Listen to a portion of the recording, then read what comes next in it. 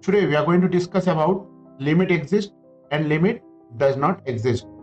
This is an important topic while we are dealing with the problems in calculus. While talking about continuity, existence of a function, and solving the different types of function related to continuity of a function, we must know the concept of limit exists and limit does not exist. In today's video, I am going to help you, I am going to teach you what exactly is the meaning of limit exists and limit does not exist. In this diagram,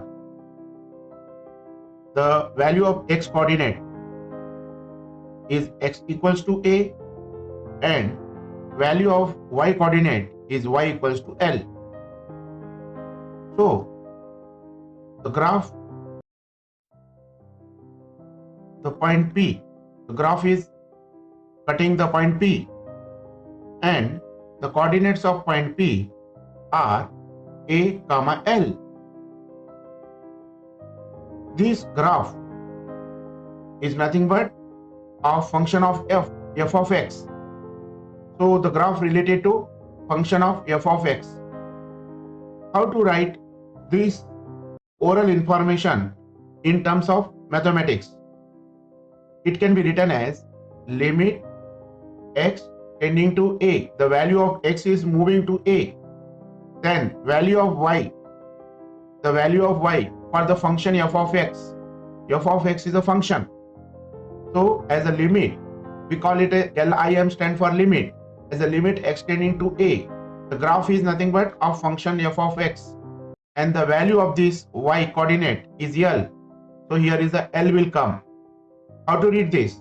Limit x tending to a f of x equals to L. The two informations we do get from this expression. First, f of x tends to limit L as x tends to a. This is the first information, and L is limit of the function f of x. So these are the two informations we do get from this mathematical expression. Whenever we talk about the limits, we need to talk about left hand limit and right hand limit. Left hand limit, in short, denoted as L.H.L, and right hand limit, in short, denoted as R.H.L. And how to write mathematically the left hand limit and right hand limit? Left hand limit can be written as limit x tending to a minus f of x. This way we write left hand limit. And how to write right hand limit? Right hand limit is written as limit x tending to a plus. Over the a we write the plus symbol for right hand limit, and over the a we write minus for left hand limit. So how to write right hand limit? Limit x tending to a plus f of x. This way we write right hand limit. So whenever we talk about limits, we need to talk about left hand limit and right hand limit. There are the two figures, figure A and figure B. In figure A, we have drawn the graph for f of x. In figure B, even we have drawn the graph for f of x. In figure A, limit x is smaller than a here. You see, the graph is left of the a. So the graph standing for x is less than a. And the figure B, in figure B, the graph is standing for x greater than a. Important observation. Again, in figure A, the graph is drawn when x is less than a. In figure B, the graph is drawn when x is greater than a. How to write this oral information in terms of mathematics? For figure A, the mathematical expression can be limit extending to a minus. Over the a we write minus. Why? What is this minus standing for? This minus standing for x is less than a. So limit extending to a minus f of x, and the solution of this, the result of this graph is equals to L1. So limit extending to a minus f of x equals to L1. L1 is the limit of the function when x tends to a minus. Similarly, for figure B, we can write limit x tending to a plus. Why to write a plus? Because the graph is valid if x is greater than a. Therefore, we write x raised to plus here. We don't read plus raised to plus. We write x tending to a plus. Usually in classroom, I read limit x tending to a plus. I don't read a raised to a plus. Okay, so limit x tending to a plus f of x, and the value of this limit is L2.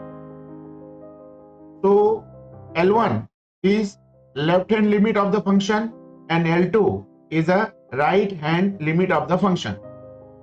So we have understood for a given function there are the two types of limits. One is a left hand limit, another is a right hand limit. Now there are the two possibilities, and let us discuss these two possibilities in case 1 and case 2. In case 1, the first possibility that both the values L1 may be equal to L2, and the second possibility where L1 not equals to L2. So there are the two possibilities when limit extending to a plus and a minus that both values are equal and both values not equal. How to write this oral information in terms of mathematics? For case 1, that is L1 equals to L2, mathematically we can write it limit x tends to a minus f of x equals to limit x tends to a plus f of x, because both the limits are equal.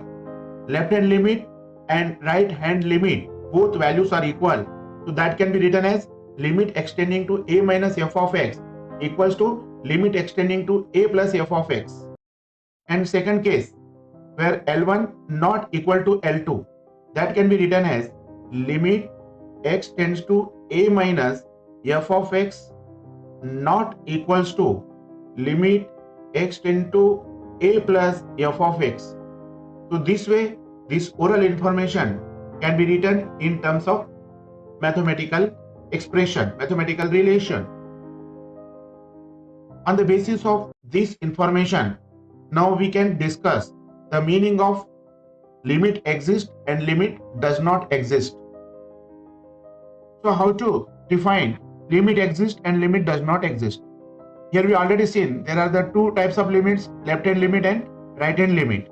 If left hand limit and right hand limit are equal, then are equal and finite, then we say limit exists. And if both the values are not equal, that is left hand limit and right hand limit values are not equal, then we say limit extending to a f of x does not exist.